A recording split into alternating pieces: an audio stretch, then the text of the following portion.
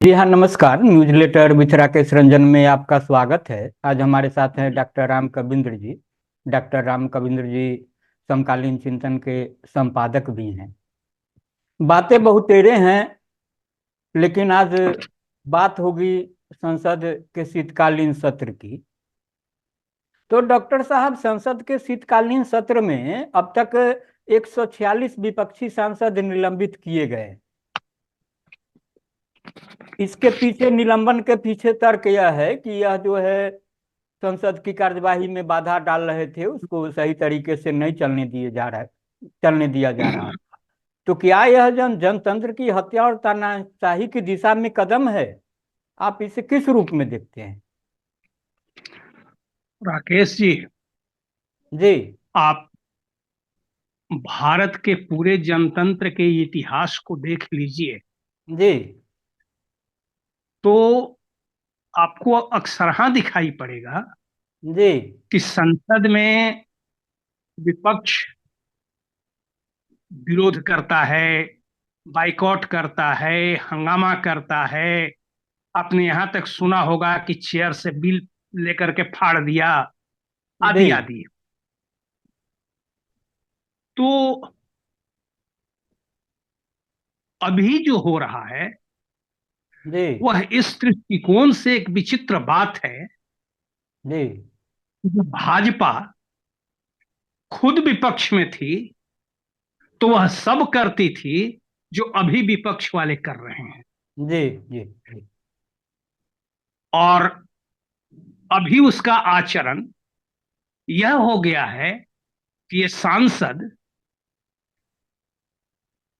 देश की जनता के प्रतिनिधि नहीं होकर जी। स्कूल के छात्र हो गए हैं और लोकसभा के स्पीकर और राज्यसभा के सभापति जी।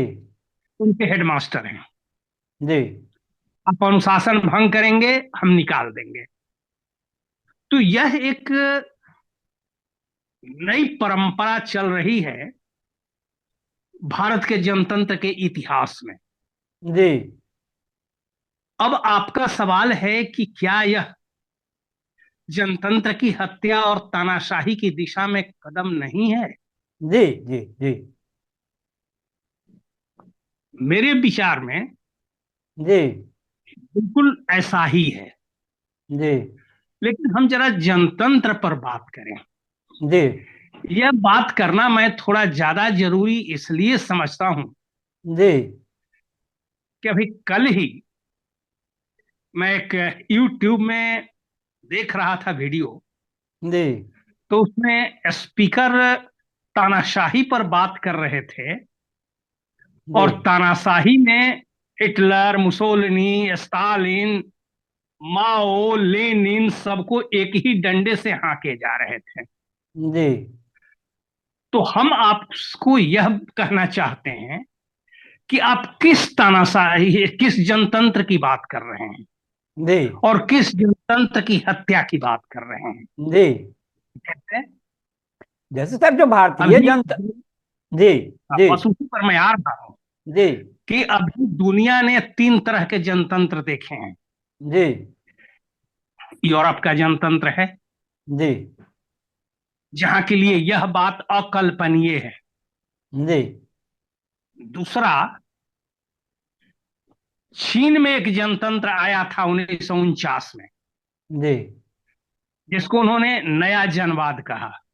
जी। और उसी समय, या बल्कि उसके पहले ही कहिए, कि भारत ने भी एक जनतंत्र की नींव रखनी शुरू की थी। जी। तो एक भारत का भी जनतंत्र है। जी। तो इन तीनों जनतंत्रों में क्या फर्क है? जी।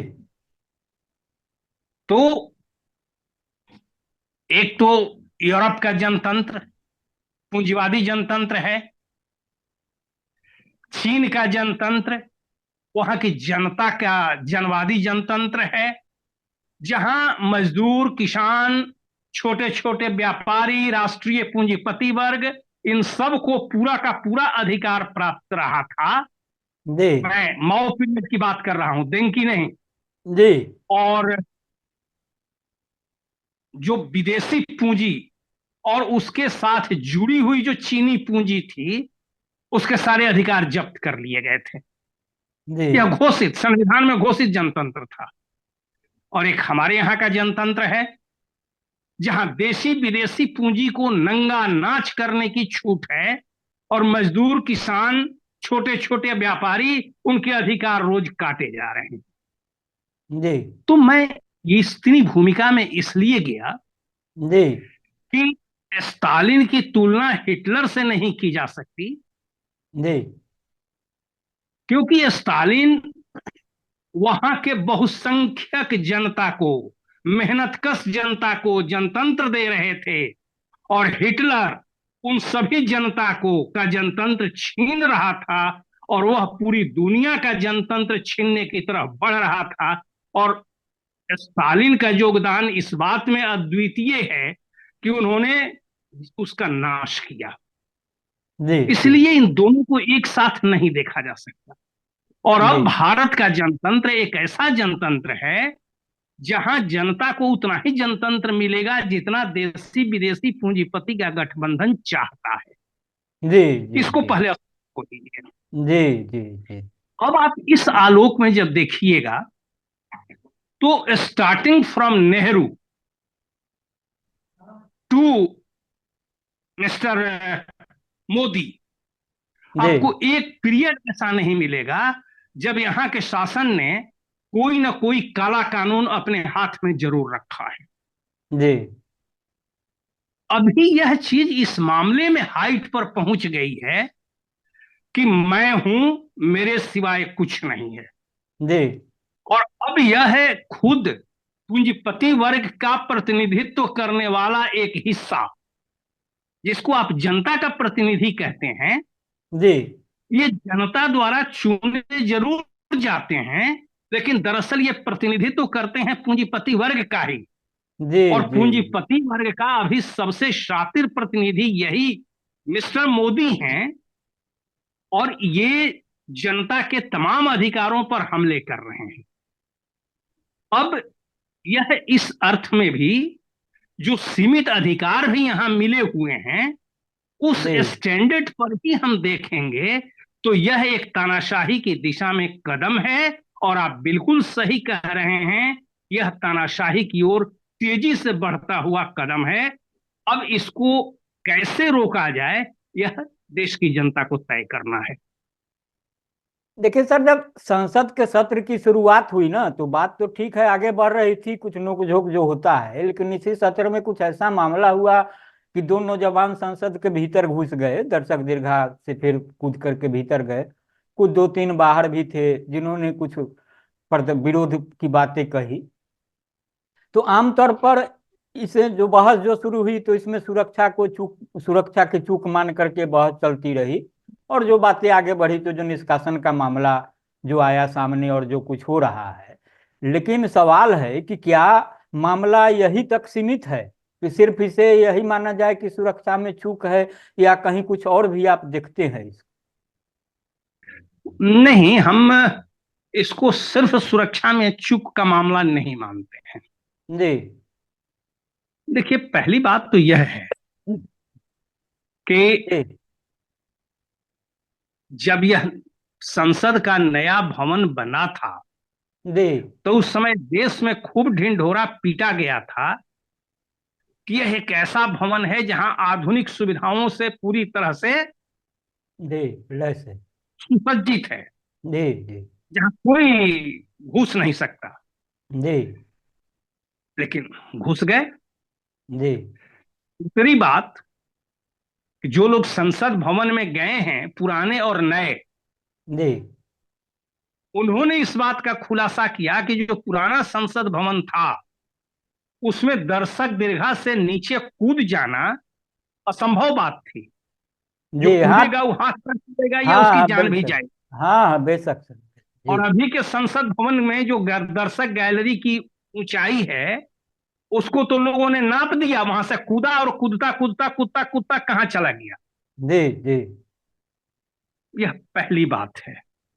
यह पूरे संसद के नए भवन के सुरक्षा व्यवस्था पर एक सवाल खड़ा कर दिया है।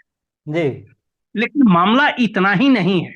जी जी अब जरा कल्पना कीजिए कि दो नौजवान संसद के भीतर घुस जाते हैं, जी और उनके घुसने का पास कौन देता है? जी। हाँ, बीजेपी के सांसद हैं। जी प्रताप सिन्हा, जी मै, मैसूर के सांसद जी और भाजपा के सांसद। जी उस पर कोई चर्चा नहीं हो रही है।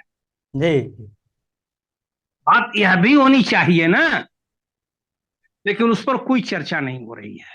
जी विपक्ष भी जो मामला उठा रहा है वो सुरक्षा में चूक का मामला उठा रहा है। जी यह गौण मामला है, सुरक्षा में चूक तो है लेकिन यह गौण मामला है। और उससे गंभीर मामला है कि इन जो नौजवान उसमें घुसे हैं जी और इन्होंने बाहर में वही पीला धुआं छोड़ा है, जी इनके जरा सा सोशियो इकोनॉमिक स्टेटस और उनकी स्थिति पर जरा गौर कर लीजिए। जी सागर शर्मा जी लखनऊ का रहने वाला, उत्तर प्रदेश, और यह ई रिक्शा चलाता है। जी मनोरंजन बंगलुरु का रहने वाला है, इंजीनियरिंग का क्वालिफिकेशन लिए हुए है, बेरोजगार है।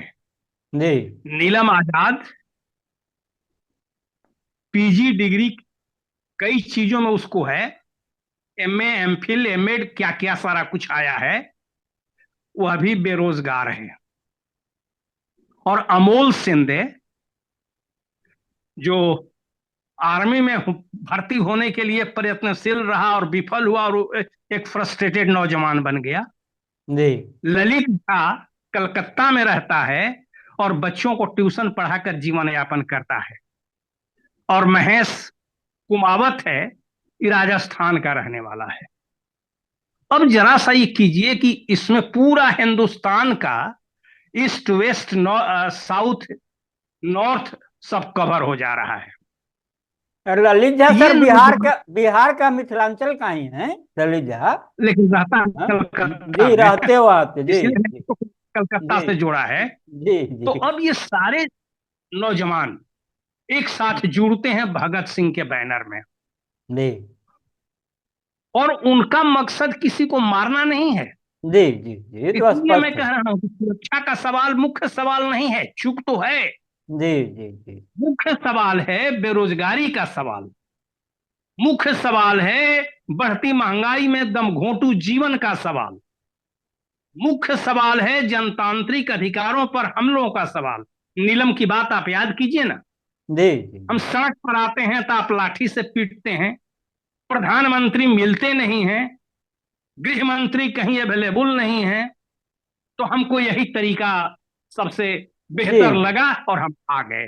जी मामला तो बड़ा सरल है, उन्होंने ही जी कह दिया। जी जी तो यह मामला महज सुरक्षा में चूक का नहीं है, जी जी जी वह उसका गौण पहलू है, जिसको विपक्षी सांसद भी मुख्य पहलू बना करके सामने ला रहे हैं। हाँ, राहुल गांधी ने जरूर कहा है कि यह बेरोजगारी से जुड़ा हुआ मामला है, लेकिन सवाल है कि क्या विपक्ष की सरकार आएगी तो बेरोजगारी दूर करेगी? जी, सही क्या बात। वह महंगाई पर अंकुश लगाएगी? और यह उसको आने वाले चुनाव के मैनिफेस्टो में इसकी घोषणा करनी चाहिए। जी जनता को मांग करनी चाहिए कि यह घोषणा कीजिए। यही इन 6 नौजवान जिन पर आज बहुत सारा इन्वेस्टिगेशन चल रहा है, जी जी जी इनका एक संदेश है। हमको इसको इस संदर्भ में, इस आलोक में इस घटना का आकलन करना चाहिए।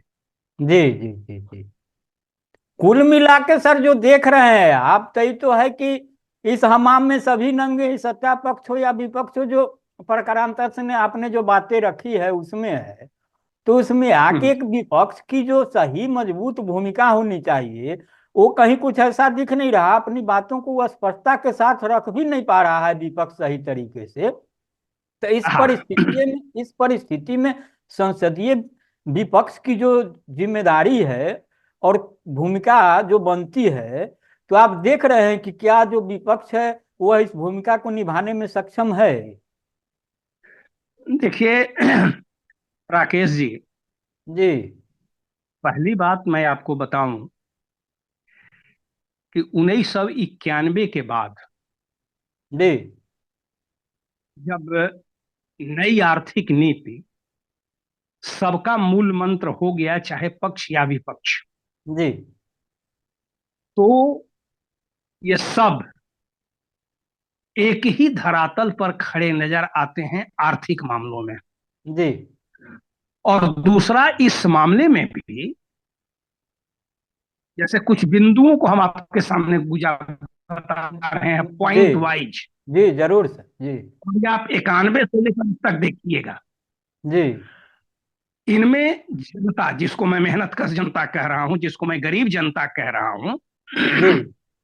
उनके मुद्दों को राजनीति के केंद्र बिंदु से हटा देना है, इस पर सब एक मत है। जी।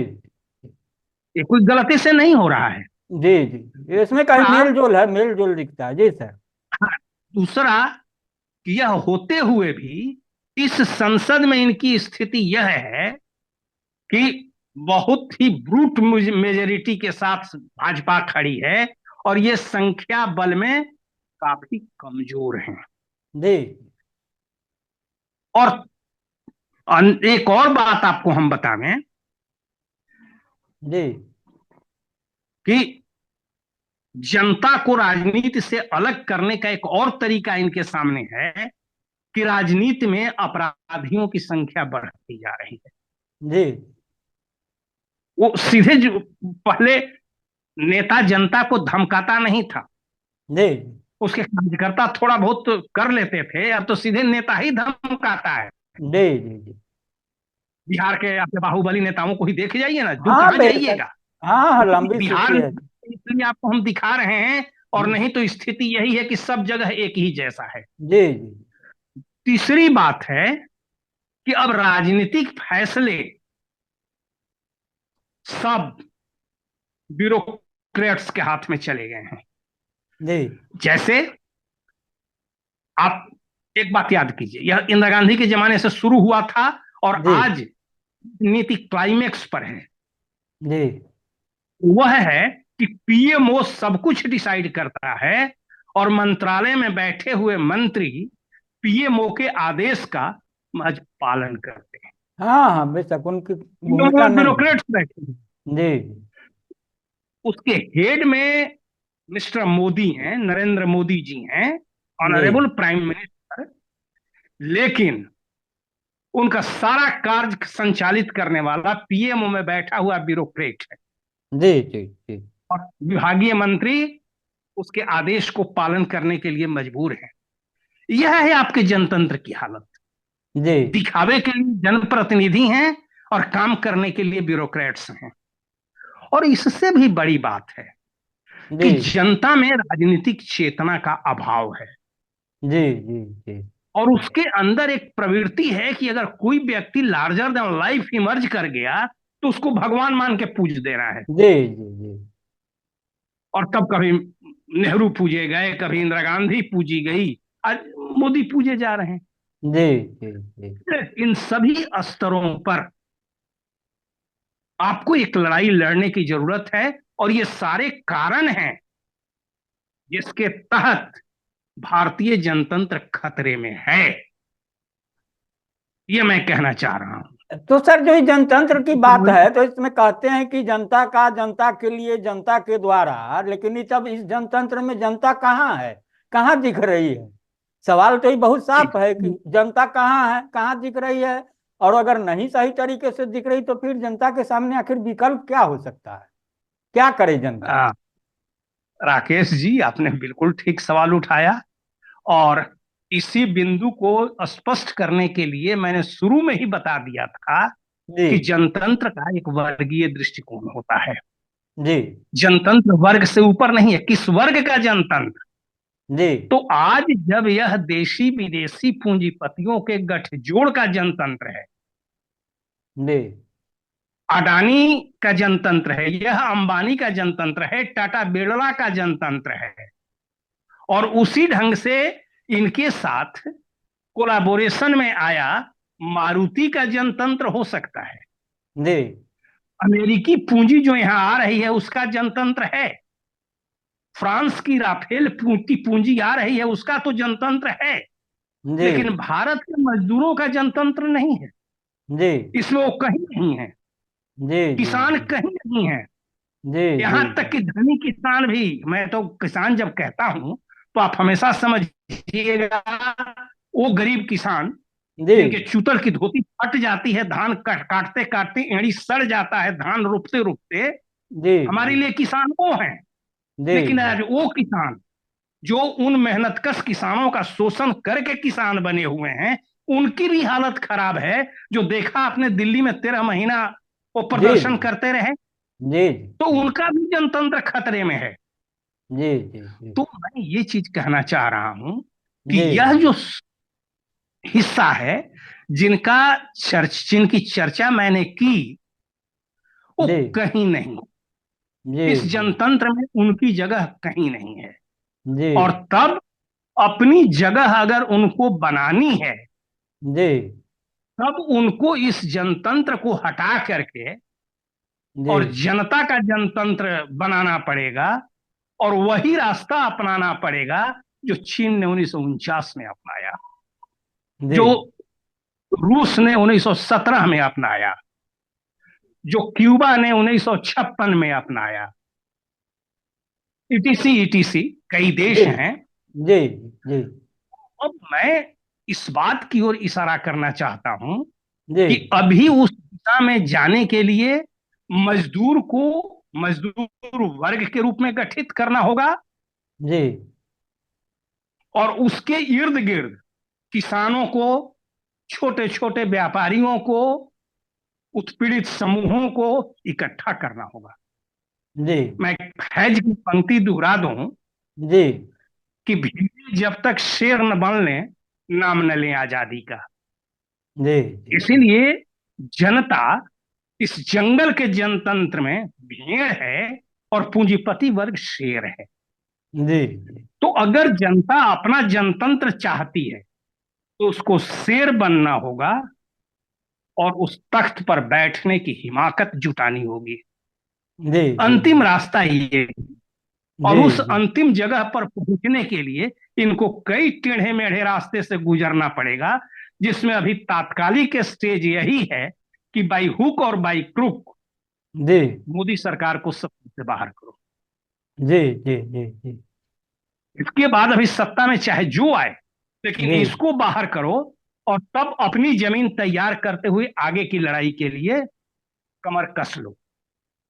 जनता को यही करना होगा। अभी के जी जनतंत्र में देश की जनता कहीं नहीं है। जी जी जी ये जी मेरी जी जी तो कुल मिला के सर जो बातें आई उसमें है कि अभी जो असली जो जनता है जो, तो उसको यह कर समझना यह है कि फिलहाल जो सबसे बड़ा दुश्मन है उसको पहचानें और उसको किनारे करें, और फिर बाद में अपना रास्ता तय करें जो अपना बेहतरी का रास्ता हो। इसमें भले लंबा समय लगेगा लेकिन ऐसा नहीं है कि मंजिल नहीं मिलेगी और हमारा सफर जो है सही तरीके से पूरा नहीं होगा। यही ना सर? हाँ भी तो हाँ हाँ, यही ठीक करें। मैं खाली एक बात और आपको याद जी दिला दूं, जी जी इसमें खाली जनता की कमी है सो बात नहीं है। जी जी जी यहाँ तो ट्रांसफॉर्मर भी खराब है, बल्ब भी खराब है। जी जी अब जैसे मैं आपको एक उदाहरण दूं, जी कल मैं एक भाषण सुन रहा था, जी तो वो विकल्प की बात कर रहे थे, कोऑपरेटिव की बात कर रहे थे, नेता मार्क्सिस्ट बैकग्राउंड के नेता हैं, जी जी जी और वो उदाहरण दे रहे थे जापान या कहाँ का। जी जी मुझे लगा कि भाई अगर उसी की बात करनी है तो किसानों का कलेक्टिव फार्मिंग के रूप में तो सबसे आदर्श स्थिति सोवियत संघ रहा है। जी जी उसके जी बाद की आदर्श स्थिति तो चीन रहा है, जी जी जी जहां से लोग सीखते हैं जी जी जी कैसे बनता है, कलेक्टिव फार्मिंग कैसे होती है। इसको तो जो सोवियत संघ ने जो दिखा दिया, ये तो दुनिया में कहीं नहीं हुआ है। जी अब जी दिक्कत ये कि जो मार्क्सिस्ट लोग हैं, जिनको मैं सो कॉल्ड मार्क्सिस्ट कहना पसंद करूंगा, जी उनके जी ऊपर भी पूंजीवाद का रंग इतना चढ़ गया है कि जी वे अपने ही लोग गुरुओं की शिक्षा को भूल चुके हैं। और ये जी जरूरत इस बात की भी है, राकेश जी, जी कि टीचर्स मस्ट टॉट। जी जी शिक्षक को पढ़ाने की जरूरत है। जी जी जी शिक्षक खुद शिक्षित हों और जी तब जनता को शिक्षित करें और उसको भेड़ से शेर बनावें। जी जी जी चुनौती बड़ी है, लेकिन जी आपने ठीक कहा कि जी मंजिल मिलेगी जी जी आज जी या कल, जी जी देर या सदैव। जी जी जी। तो सर आपने बहुत समय निकाला और बड़ी सार्थक चर्चा रही, और मुझे उम्मीद है कि लोग इसको पसंद भी करेंगे, इसको सुनेंगे गुनेंगे। तो आपका बहुत बहुत धन्यवाद सर, नमस्कार। धन्यवाद आपको, बार बार हमको अवसर देने के लिए भी आपको भी धन्यवाद। और साथ ही मेरे श्रोताओं का धन्यवाद जो सुनते हैं, और जी इस पर हम जी उम्मीद करते हैं कि आगे गुनेंगे भी। जी फिर से जी धन्यवाद। जी।